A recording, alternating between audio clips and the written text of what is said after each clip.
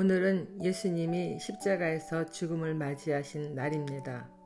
마태복음 27장 45절에서 56절 영원히 떠나시니라 말씀 묵상하겠습니다.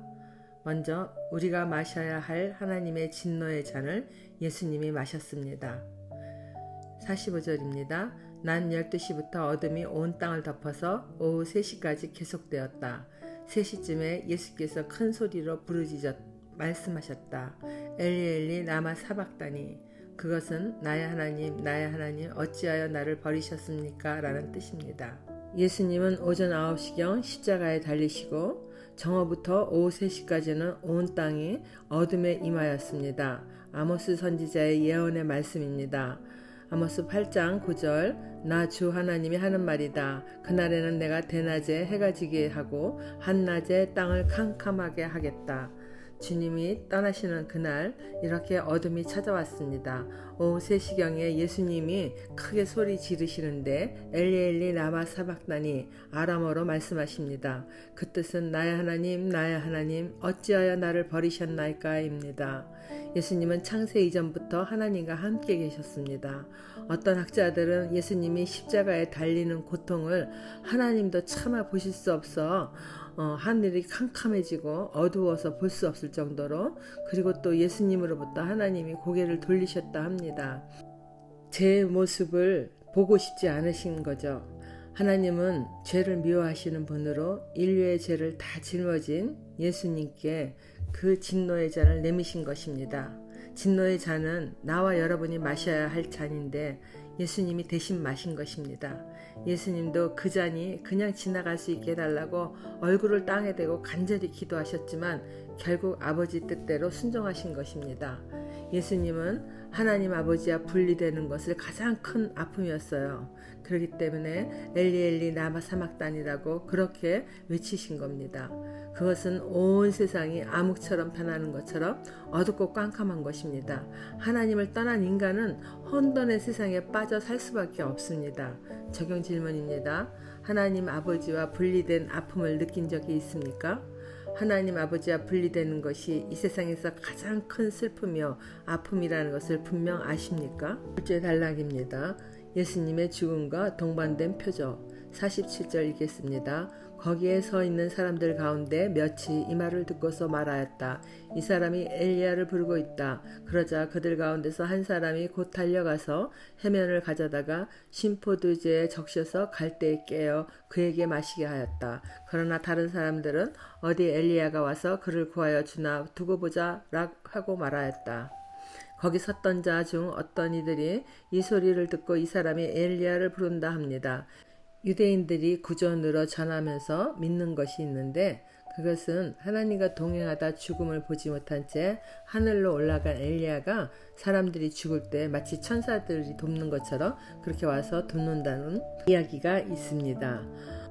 이때 한 사람이 해면에 신포도주를 적셔서 갈대에 깨어서 마시게 하였습니다. 요한복음에는 가상칠언이라고 하죠. 십자가에서 우리 예수님이 7가지의 말씀을 하셨는데 5번째 말씀이 목마르다라는 말씀을 하셨습니다. 그래서 이제 해면에다 신포도를 적셔왔다라고 이렇게 말을 합니다. 요한복음 19장 28절에 그 뒤에 예수께서 모든 일이 이루어졌음을 아시고 성경 말씀을 이루시려고 목마르다 하고 말씀하셨다. 해면에 신포도주를 적셔서 예수님께 드린 것에 대해서는 예수님에 대한 동정심에 근거한 것이기보다는 예수의 생명을 조금 더 연장시켜 과연 엘리야가 그를 구하여 주는지 보려고 한 악한 의도에서 나온 것으로 보기도 합니다. 50절 말씀입니다.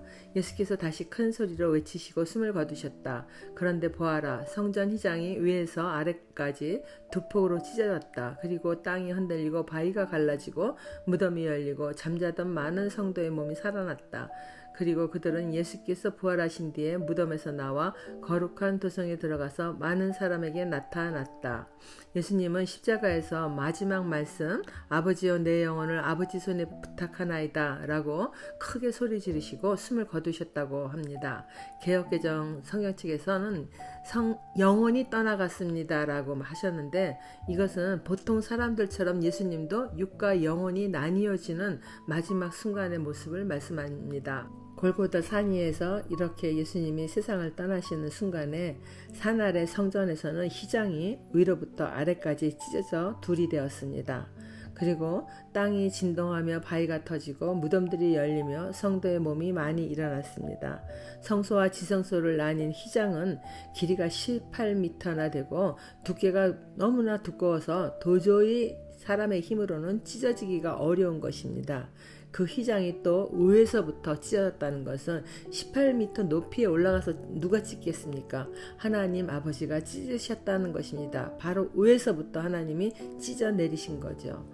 성소와 지성소를 이렇게 닫고 있는 그 휘장이 찢어짐으로 인해서 이제 그 지성소는 누구나 이렇게 들어갈 수 있는 곳이 되었습니다. 전에는 1년에 한 번 대제사장만이 들어갈 수 있는 하나님이 임재하시는 장소였습니다. 하나님의 말씀이 적힌 돌판이 그 언약궤 안에 들어있지 않습니까? 예수님의 몸이 십자가에서 찢겨지심으로 우리가 구원을 받은 것처럼 휘장이 찢겨져 우리에게 살 길이 열린 것이라고 히브리서 10장 20절 말씀입니다. 예수께서는 휘장을 뚫고 우리에게 새로운 살 길을 열어주셨습니다. 그런데 그 휘장은 곧 그의 육체입니다. 154절입니다. 백부장과 그와 함께 예수를 지키는 사람들이 지진과 여러 가지 일어난 일들을 보고 몹시 두려워하며 말하기를 참으로 이분은 하나님의 아들이셨다 하였다. 거기에는 많은 여자들이 멀찍이 지켜보고 있었는데 그들은 예수께 시중을 들면서 갈릴리에서 따라온 사람이었다. 그들 가운데 막달라 출신 마리아와 야고보와 요셉의 어머니 마리아와 세베대의 아들들의 어머니가 있었다. 사형집행을 위하여 그 자리에 있는 백부장은 이 모든 것을 다 지켜보다가 두려워하며 말합니다. 참으로 이분은 하나님의 아들이셨다. 원래 사형집행을 직권하는 자는 부총독이 해야 한다고 합니다. 그러나 그가 예수님의 사형집행을 그때 하지 못하겠다고 하여서 그날은 백부장이 참석했다라는 그런 말이 전해지고 있습니다. 사형집행을 주관하던 백부장은 흑암이 덮이고 땅이 갈라지고 그렇게 지진이 일어나는 거잖아요. 바위가 갈라지는 것을 보면서 이와 같은 고백을 한 것입니다. 이방인인 백부장의 입술에서 이 같은 고백을 한 것은 이방 선교의 신호탄이며 십자가의 죽음이 죄를 이기고 부활의 능력으로 임한 것을 알려줍니다. 예수님의 마지막 숨을 거두는 자리에 여인들이 함께 있었던 것을 복음서는 전하고 있습니다. 이들이 예수님의 제자들과 다를 바 없다는 것을 알려주는 것입니다. 여자와 아이는 그 당시 인구를 셀 때 세지 않는 시대이므로 당시로서는 매우 획기적인 것입니다. 어떤 선생도 여자를 제자로 두지 않는 시대입니다. 그러나 예수님은 세상의 간습을 따르지 않으시며 여자와 남자를 차별하지 않으셨습니다. 그곳에 7 귀신이 나간 막달라 마리아와 야고보와 요셉의 어머니 마리아, 세베대의 아들들의 어머니가 있었습니다. 요한복음에는 예수의 육신의 어머니인 마리아도 함께 있었다고 기록되어 있습니다. 남자 제자들도 도망간 자리에 갈릴리로부터 쫓아온 여인들은 끝까지 예수님을 지켜 바라보며 함께 있었습니다. 적용 질문입니다. 말씀이 있는 곳이 하나님의 임재가 있는 지성소입니다. 내 마음에 말씀의 지성소가 있습니까? 모든 두려움을 이기며 예수님의 마지막 자리에 함께 있던 여인들처럼 끝까지 주님과 동행하는 삶을 살고자 하십니까? 어려움이나 두려운 상황 가운데서도 오직 주 예수를 바라보며 하나님의 얼굴을 구하는 삶을 사실 것입니까?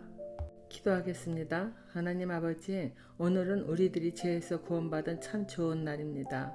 그러나 예수님이 우리를 위하여 모진 고통을 이겨내신 것에 대하여 마치 철없는 어린아이처럼 좋아만 할 것이 아니라 세상 끝날까지 예수님과 한마음이 되어 예수님의 사랑을 예수님 모르는 자들에게 전하는 자 되기 원합니다. 주의 성령으로 인도하여 주세요. 예수님 이름으로 기도드립니다. 아멘.